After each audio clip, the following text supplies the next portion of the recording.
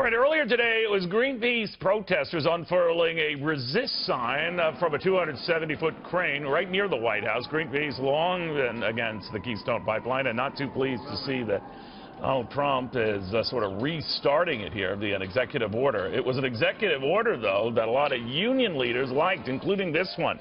That's the biggest of them all, Teamsters President James Hoffa. James, very good to have you. Thanks for coming. Good to be here.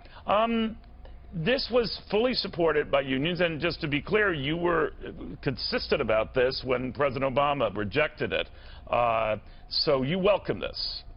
We welcome it because it's a beginning of working with unions to help rebuild our infrastructure, pipelines, whether it's Dakota Access, whether it's Keystone. This is a good beginning. Also, the president met with union leaders yesterday, and I met with him before that to talk about what we can do together, how we can work together to keep jobs in America. And he basically is very oriented on creating jobs. What he did with Carrier was terrific. What he did with Ford was terrific. Keeping those jobs here. And people are talking about investing in America and creating good jobs. I think he's off to a good start, and I encourage him. You know, it's so weird, James, when you think about it, because it seems like upside-down world right now. This is a Republican president, after all, meeting with union leaders, having one-on-ones with guys like you. That's not to say he's not doing the same with corporate leaders. He is, but again, he's not fitting typecast, is he? I think it's important. He really is doing the right thing of reaching out to say he's president, you know, of the whole country. He's not just, you know, going to be the big business president. He's going to be the president of everybody here. I think it's important what he did with trade. Those were issues that we had major differences with the Obama administration, and the first thing he does is pull out of the Trans-Pacific Partnership. He's going to renegotiate NAFTA. We've been talking about this for 10 years, and finally it's getting done. So it's amazing that it's a Republican that's doing what we've been talking about all this time, about that we can make changes in trade and we can make changes that basically keep good jobs in America and make America competitive. This is the same president, though, James, as you know, who's very keen on cooling it on these minimum wage hikes, that $15 goes too far. He's kind of hedged a little bit about what's an acceptable minimum wage, but he doesn't do everything to your choir. Does that worry you? Or do you think what he's doing now with these jobs and trying to protect these jobs and the overtures he's making to unions in general compensate for that? Well, we have to work this out. You know, we don't know where we're going with it. We obviously have to have a raise in the minimum wage, and it's happening almost in every state is raising the minimum wage. We really realize that the old minimum wage isn't enough.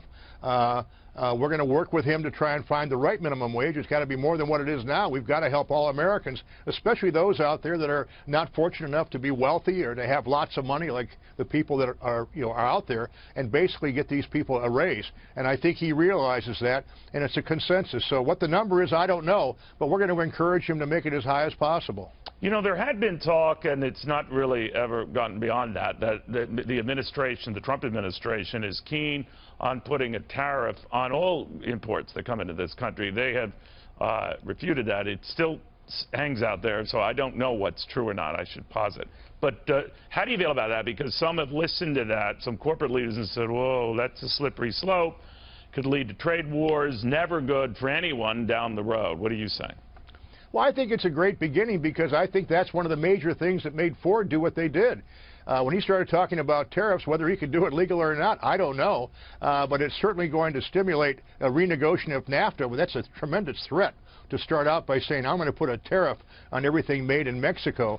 And it's going to make it a lot easier to renegotiate NAFTA, so it's fair for American companies to stay here and basically not have to move to Mexico to get cheaper labor. What do you think of the move, and you kind of touched in the beginning, Jim, but this idea to re-encourage, get back to, you know, hence the Keystone Pipeline thing, traditional fossil fuel energy, not to step aside away from new energy, solar, wind, what have you, but to re-emphasize what we have plenty here, where there are a lot of jobs. Coal, for example, keeps coming up, that this will be a president who will embrace that wholly and totally. How do you feel about that? I think with regard to oil, it's important because, you know, we see oil prices down. We're no longer held hostage to the Middle East. We basically can produce enough oil in this country, whether it's, you know, whether we're going to do it through cracking or whatever we're going to do. But we've basically changed the dynamic of oil by lowering prices and be able to make America almost self-sufficient. So I think that's a tremendous thing. And I don't think oil is going anywhere.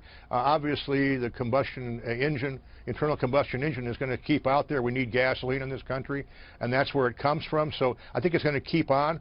And I think this is an emphasis. I mean, this is, you know, it might be someday we'll have other sources of energy, but right now it is gas and oil. You know, the last Republican president to win over union folks, not in the majority, but certainly strongly, was Ronald Reagan. Is Donald Trump doing that right now? And should Democrats be worried? Well, I think it's important to talk about the fact that he picked up the message that's been our message, and the Democrats did not emphasize. It's about jobs. It's about people being left behind, not having the opportunity to make a good living here in America. I think that's important, and that is something that he picked up, and he basically hit a core, you know, out there in working people listening to him saying, boy, I'm going to get a job. I'm going to get people back to work. And what he's doing right now, basically getting out of TPP, you know, going to renegotiate NAFTA. People want to hear that because it talks about them and their chances for a better life. That's what's important out there. So I think it's important. That was one of the messages, that was the message that won the election for him. Yeah, indeed it did. You know, there's a lot of, you know, give and take on this, but this notion that Donald Trump could have more problems with his Republican base than Democrats, because he is winning over guys like you, is talking up infrastructure type of thing, and some Republicans, conservatives, are saying, well, wait a minute, we're spending money we don't have, we'll go into bigger deficits or add to our debt. What do you say to that? I think he's going to have to show a lot of leadership, and I think Congress eventually will get in line. He is the President of the United States. I don't imagine him fighting that. Right now they're talking about, oh, you want to build a wall? How are you going to pay for it? You want to do this? How are you going to pay for it? He's basically saying, we're going to do this, and we'll find out how to pay for it later on.